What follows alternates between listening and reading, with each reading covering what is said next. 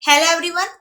Today we'll discuss the part 42 of the important notes for biochemistry so that you can easily able to answer the one-liners and the MCQs in your exam. Please watch part 40 first before going into the part 42 because the part 42 is actually a continuation of the part 41.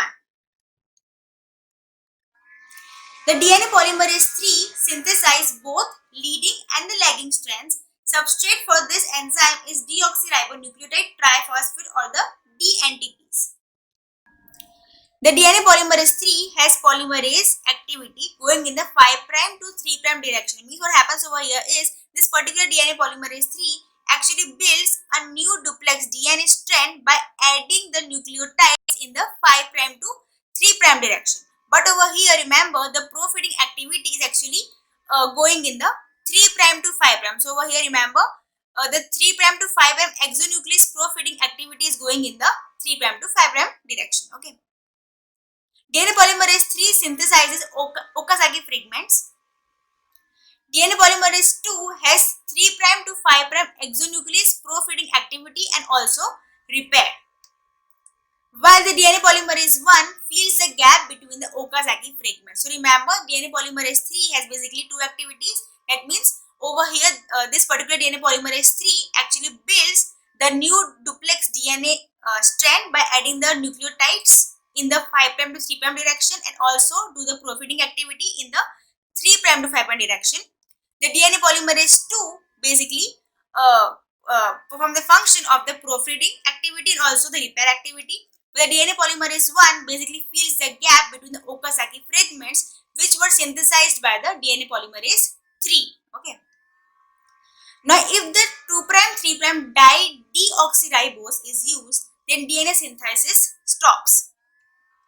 If any one of the four substrates, that is the DATP, that is the deoxy-ATP, deoxy-GTP, deoxy-CTP, deoxy-TTP is not available, then DNA synthesis stops.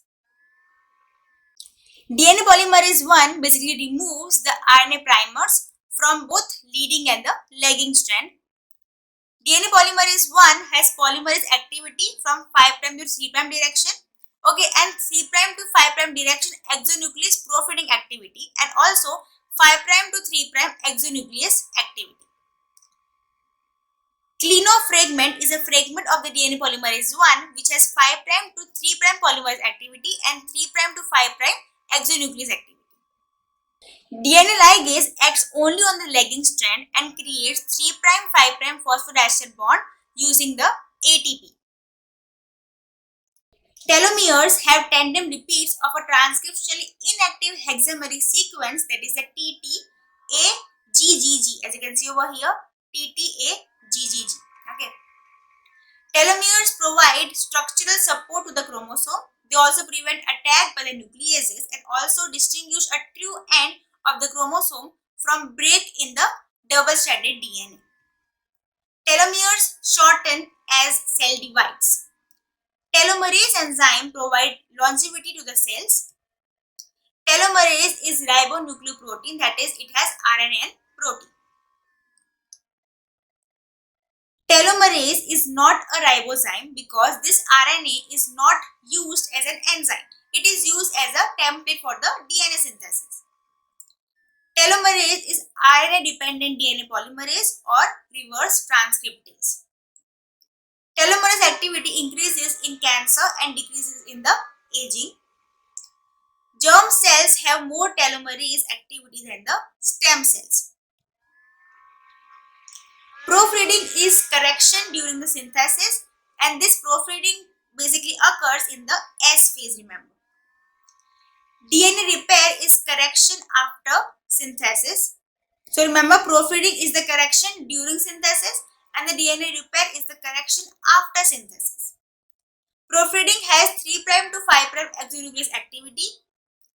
Proofreading and the DNA repair both are done by DNA polymerase 2 in the prokaryotes.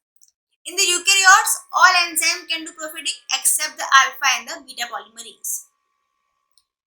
Most repairs occur in the G1 phase of the cell cycle, but mismatch repair occurs in the G2 phase of the cell cycle. DNA repair is done mainly by the beta polymerase in the eukaryotes. Epsyl polymerase has a minor role in DNA repair. Also, it has role in the leading strand synthesis in case of eukaryotes. Delta polymerase in the eukaryotes, over here the main function of this is lagging strand synthesis. Primers are removed by RNase, flap endonuclease 1 and the 6 polymerase actually having a minor role. Norfloxacin, ciprofloxacin inhibits the DNA gyrase. Aryl hydrazine pyrimidines inhibit the DNA polymerase 3. Ethylmelamide, epidilokin, butyl phenyl DGTP basically inhibits the enzyme of the DNA replication. Diadenosine, that is 2' 3' dideoxyinosine, cytarabine, vidarabine, zidovudine, acridine, ethidium, actinomycin, mitomycin are the inhibitors that directly interact with the DNA. Now this is the table over here showing the comparison of the prokaryote and the eukaryotic DNA polymerase. So first of all, the helicase enzyme unwinds the parental double helical structure. Okay, then the topoisomerase enzyme basically relaxes the positive supercoils. Then the single-stranded binding protein stabilizes the unwound parental DNA.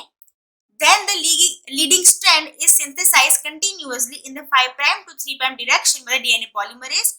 The lagging strand is synthesized discontinuously. So the primase over here synthesizes a short RNA primer which is extended by the DNA polymerase to form the Okazaki fragment. And finally, after the RNA primer is replaced by the DNA by another DNA polymerase, so over here the DNA ligase finally joins the Okazaki fragment to the growing strand.